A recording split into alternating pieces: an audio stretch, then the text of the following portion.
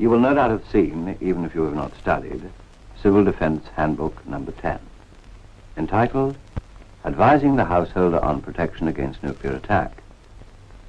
In order to illustrate the contents of this handbook more graphically, the civil defense authorities have produced 7 short films based on the 7 sections that form the contents of the handbook.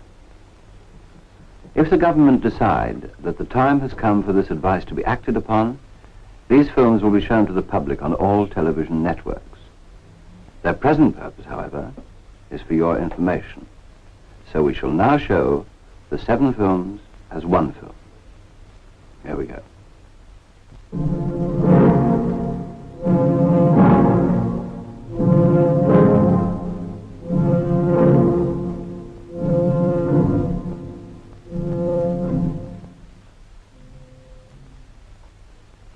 The government has decided that in the present state of international tension, you should be told how best to protect yourselves from the dangerous effects of nuclear attack. If this tension should lead to war, it is essential that you shall have taken every possible precaution to safeguard your family, yourself, and your home. This film will show what are the dangers to expect and the best means of protection. First, the basic facts. When a nuclear weapon explodes, it produces 3 main hazards. The first of these comes from the heat generated by the fireball. This may last as long as 20 seconds. The heat is so great that for some miles around the explosion it could kill people who are caught in the open, and it could burn exposed skin over a much wider area. The heat also threatens your home. By striking through unprotected windows, it would start fires across the whole area. The second danger is from blast. For some miles, buildings will be destroyed or severely damaged.